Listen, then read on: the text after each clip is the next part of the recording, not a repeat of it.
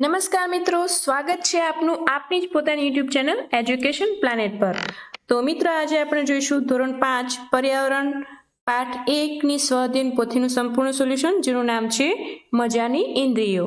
તો જોઈએ એમાં પ્રશ્ન નંબર 1, આપેલા વિકલ્પોમાંથી સાચો વિકલ્પ શોધીને લખો। જેમાં પહેલું છે મનુષ્યની નીચેનામાંથી કેટલી સંવેદન ઇન્દ્રિયો હોય છે, જેનો જવાબ આવશે 5। એના પછી જોઈએ 2 નંબર, કયા પ્રાણીની સૂંઘવાની શક્તિની આવડતનો ઉપયોગ ગુનેગારને શોધવામાં થાય છે, જેમાં આવશે કૂતરો। નીચેનામાંથી કયું પક્ષી અંધારામાં જોઈ શકે છે, એમાં આવશે ઘુવડ। મચ્છરો તમને કેવી રીતે શોધી લે છે, જેનો જવાબ આવશે સુગંધથી। નીચેના પૈકી કોણ વિદ્યુત સંકેત દ્વારા ચેતવણી આપે છે, જેમાં આવશે માછલી। વાઘ કયા અંગની મદદથી હવાની ધ્રુજારી અનુભવી શકે છે, જેમાં આવશે મૂછ। એના પછી જોઈએ 7 નંબર, ગુજરાતમાં સિંહ માટેનો સુરક્ષિત વિસ્તાર કયો છે, જેમાં આવશે ગીર રાષ્ટ્રીય ઉદ્યાન। પ્રશ્ન નંબર 2, નીચે આપેલા જોડકા જોડો, જેમાં એક બાજુ તમને પ્રાણીની ખાસિયત અને એક બાજુ આપ્યું છે પ્રાણીના નામ। તો જોઈએ એમાં પહેલું છે ખૂબ મોટા દાંત હોય છે, જેનો જવાબ આવશે હાથી। માથા પર આગળ તરફ આંખો હોય છે, એમાં આવશે ઘુવડ। કાન જોઈ શકાતા નથી, જેમાં આવશે અજગર। વૃક્ષની ડાળી પર ઊંધું લટકીને ઊંઘે છે, જેમાં આવશે સ્લોથ। મનુષ્ય કરતાં 4 ગણું દૂર જોઈ શકે છે, જેમાં આવશે સમડી। એના પછી જોઈએ પ્રશ્ન નંબર 3, મનુષ્યને ઉપયોગી પ્રાણીઓના નામ શબ્દચોરસમાંથી શોધીને લખો। કોઈ પણ 3 પ્રાણીઓના નામ ઉપયોગ વિશે લખો। તો મિત્રો, અહીંયા શબ્દચોરસ આપ્યું છે, જેમાં પ્રાણીઓના નામ આ પ્રમાણે છે: હાથી, ઊંટ, બળદ, ગધેડું, ઘોડો અને બકરી। એના પછી જોઈએ પ્રાણીના ઉપયોગ। તો બળદ ખેતીકામમાં ઉપયોગી છે, ગધેડું કુંભારને ઉપયોગી છે, ઘોડો સવારી કરવા ઉપયોગી છે। એના પછી પ્રશ્ન નંબર 4, ખાલી જગ્યા પૂરો। પહેલી ખાલી જગ્યા છે રેશમનો કીડો માદા કીડાને તેની ખાલી જગ્યાથી ઓળખી લે છે, એમાં આવશે સુગંધ।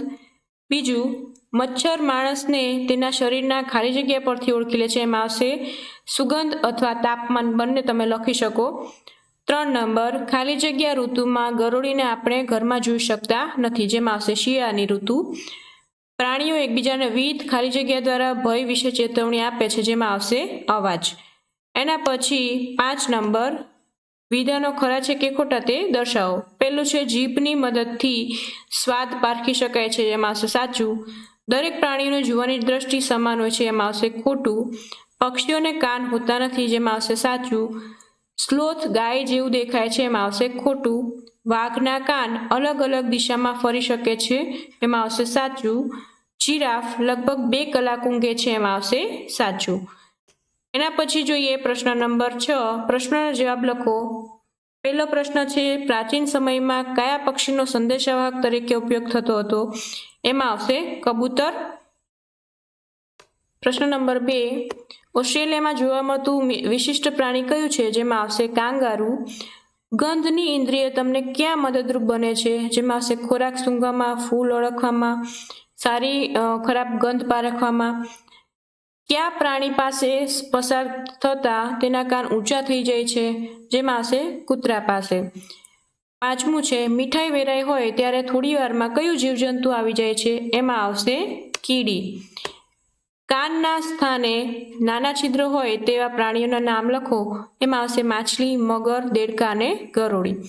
તમે કયા અંગ દ્વારા સાંભળી શકો છો, તેમાં આવશે અમે કાન દ્વારા સાંભળી શકીએ છીએ। એના પછી જોઈએ દરેકના નામ લખો। પ્રશ્ન નંબર 7માં પહેલું આપ્યું છે તમે જોયેલા આંચળવાળા પ્રાણીઓ, જેમાં આવશે ગાય, ભેંસ। ખેતીકામમાં ઉપયોગી પ્રાણીઓ, જેમાં બળદ અને ઘોડો। તમે જોયેલા પાણીમાં રહેતા પ્રાણીઓ, જેમાં આવશે માછલી, દેડકો। તમે જોયેલા જીવજંતુ, જેમાં આવશે મચ્છર, કીડી। ઘરમાં જોવા મળતા પ્રાણીઓ, જેમાં આવશે બિલાડી, ઉંદર। તમે જોયેલા પેટે સરકીને ચાલતા પ્રાણીઓ, જેમાં આવશે સાપ, અજગર। મિત્રો, આના સિવાય પણ તમે અન્ય પ્રાણીઓના નામ લખી શકો છો।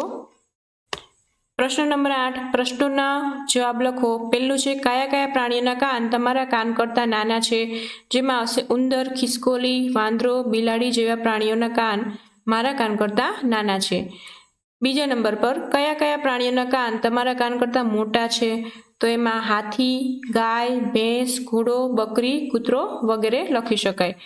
એના પછી 3 નંબર જેના કાન જોઈ શકાતા ન હોય તેવા પ્રાણીઓના નામ લખો. એમાં આવશે સાપ, ચકલી, પોપટ, મોર, કાગડો, કબૂતર વગેરે. એના પછી પ્રશ્ન નંબર 4 તમે જોયા વગર ફક્ત તેની ગંધથી જ પારખી શકો તેવી વસ્તુના નામ લખો. જેમાં આવશે અત્તર, ફૂલ, ફળ, વાસી ખોરાક, લસણ, ડુંગળી, અગરબત્તી, મરચાં વગેરે. 5 નંબર જેની સુગંધ તમને ગમે છે તેવી વસ્તુના નામ લખો. એમાં આવશે ગુલાબનું ફૂલ, અગરબત્તી, બોડી સ્પ્રે, મીઠાઈ, મોગરાનું ફૂલ વગેરે. એના પછી જોઈએ કયા કયા પ્રાણીઓ આપણી ભાષા કે સંકેતો સમજી શકે છે. જેમાં આવશે ગાય, ભેંસ, બળદ, ઘોડો, કૂતરો, પોપટ વગેરે આપણી ભાષા સમજી શકે છે. કયા કયા પ્રાણીઓને તમે તેના અવાજ પરથી ઓળખી શકો છો? તેમાં આવશે મોર, કૂતરો, સિંહ, દેડકો, પોપટ, બકરી, ઘેટું, બિલાડી, કોયલ, કાગડો, ભેંસ વગેરે. જેમાં પાલતુ પ્રાણીઓના નામ તમે લખી શકો છો. બરાબર છે. પ્રાણીઓનો શિકાર શા માટે કરવામાં આવતો હશે? તો પ્રાણીનો શિકાર તેના માંસ માટે, તેના દાંત માટે, તેની ચામડી અને નખ માટે. તો કેટલાક પ્રાણીઓનો શિકાર શોખ માટે કરવામાં આવે છે. એના પછી છે 9 નંબર ગુજરાતમાં કયા કયા રાષ્ટ્રીય ઉદ્યાન આવેલા છે? એમાં આવશે ગીર રાષ્ટ્રીય ઉદ્યાન, કાળિયા રાષ્ટ્રીય ઉદ્યાન, દરિયાઈ રાષ્ટ્રીય ઉદ્યાન અને વાસંદા રાષ્ટ્રીય ઉદ્યાન આવેલા છે. એના પછી 10 નંબર એવા કયા કયા પ્રાણીઓ છે જે કુદરતી ઘટના કે આફત પહેલા પોતાની વર્તણૂક અને અવાજોમાં બદલાવ કરે છે? તો એમાં આવશે કાચિંડો, કૂતરો, કેટલાક પક્ષીઓ, માછલીઓ. બરાબર છે. એના પછી પ્રશ્ન નંબર 9 નીચેના પ્રાણીઓને ઓળખી તેનું નામ અને વિશેષતા લખો. જેમાં પહેલું ચિત્ર આપેલું છે એ છે કૂતરાનું. જે પાલતુ પ્રાણી છે, ગંધ પારખવાની સારી શક્તિ છે અને વફાદાર પ્રાણી છે. એના પછી બીજા નંબર પર છે માછલી. તો માછલી પાણીમાં રહે છે. પાણીમાં ઓક્સિજન લેવા માટે માછલી પાસે ખાસ અંગ ચૂઈ હોય છે.